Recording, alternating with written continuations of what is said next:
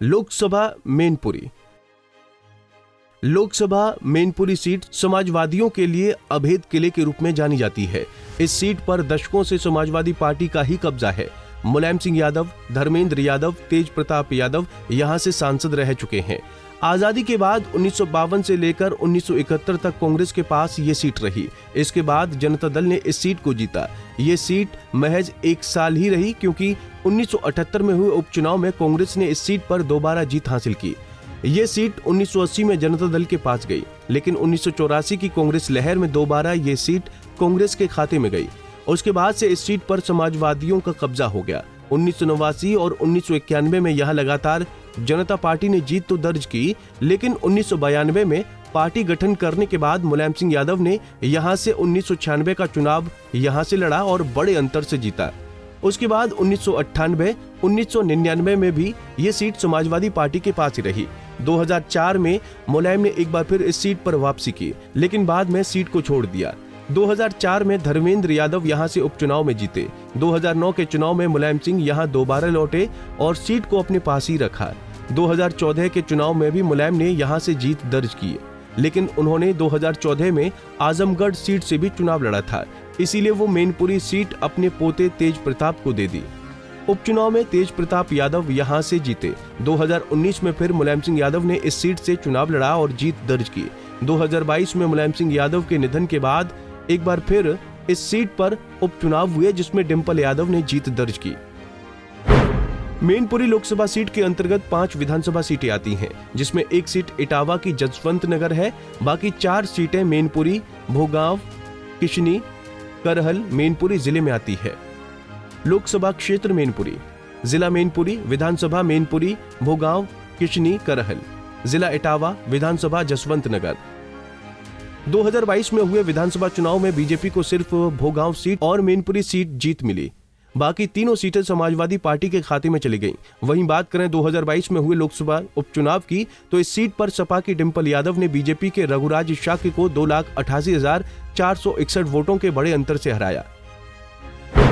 Mainpuri Lok Sabha seat पर मतदाताओं की संख्या की बात करें तो 2019 में हुए लोकसभा चुनाव में मैनपुरी सीट पर कुल 17,02,320 वोटरों ने अपने मत का प्रयोग किया था, जिनमें पुरुष मतदाताओं की संख्या 9,20,070 थी, जबकि महिला वोटरों की संख्या 7,82,192 और ट्रांसजेंडर वोटरों की संख्या 58 थी। अब नजर 2022 में हुए लोकसभा उपचुनाव पर डालें तो साल 2022 में इस सीट पर हुए उपचुनाव में सपा की डिंपल यादव ने बीजेपी के रघुराज शाक्य को 2,88,461 वोटों से हराकर जीत का परचम लहराया था।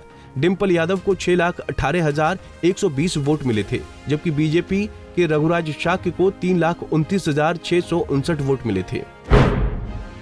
अब एक नजर 2019 में हुए मैनपुरी लोकसभा सीट पर हुए चुनाव पर डालें तो साल 2019 में इस सीट पर मुलायम सिंह यादव ने कब्जा जमाया था। मुलायम सिंह यादव ने 5,24,926 वोट हासिल कर जीत दर्ज की थी, जबकि बीजेपी के प्रेम सिंह शाक्य को 4,30,537 वोट मिले थे। वहीं तीसरे नंबर पर निर्दलीय उम्मीदवार सवेंद्र सिंह रहे थे, जिन्हें 2,631 वोट मिले थे। मैनपुरी लोकसभा सीट पर 2014 में हुए चुनाव पर नजर डालें तो इस सीट पर मुलायम सिंह यादव ने कब्जा जमाया था। मुलायम सिंह यादव ने बीजेपी के शत्रुघ्न सिंह चौहान को 3 लाख से ज्यादा वोटों से हराया था।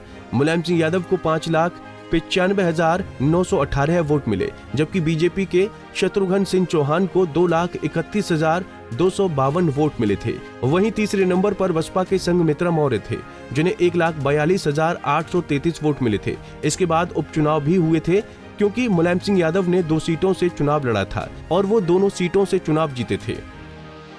वहीं मुलायम सिंह यादव के इस सीट को छोड़ने के बाद यहां उपचुनाव हुए। उपचुनाव में समाजवादी पार्टी के तीसरी पीढ़ी के उम्मीदवार तेज प्रताप यादव को यहां से चुनाव लड़ाया गया।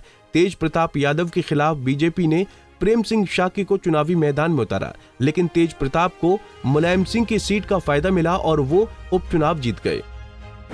एक नजर 2014 लोकसभा उपचुनाव के नतीजों पर।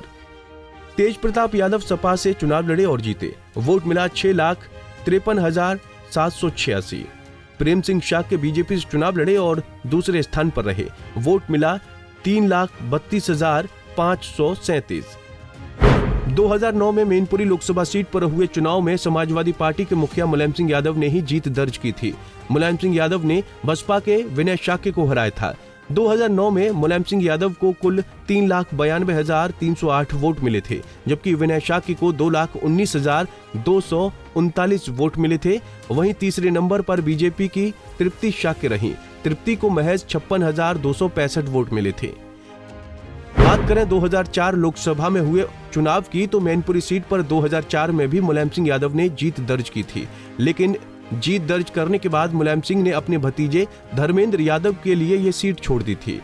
मुलायम सिंह यादव को 4,60,470 वोट मिले थे, जबकि दूसरे नंबर पर बसपा के अशोक शाक्य रहे थे। अशोक को 1,22,600 वोट मिले। वहीं तीसरे नंबर पर बीजेपी के बलराम सिंह यादव रहे थे। बलराम सिंह को 1,11,153 वोट मिले थे। इस सीट पर दोबारा उपचुनाव हुआ। उपचुनाव में धर्मेंद्र यादव ने जीत दर्ज की थी।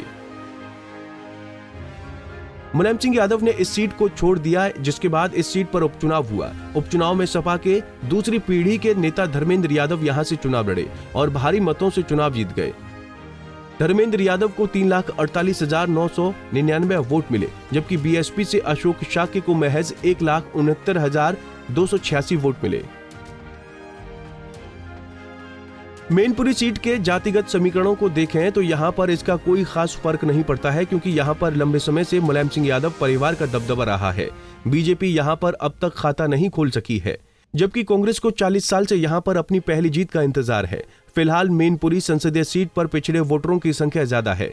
पिछड़े वर्ग के वोटरों में यादव बिरादरी के वोटर्स की संख्या सबसे अधिक है और 2019 के चुनाव में करीब 4 लाख वोटर्स थे। मैनपुरी सीट पर शाक्य वोटर्स भी मजबूत स्थिति में माने जाते हैं।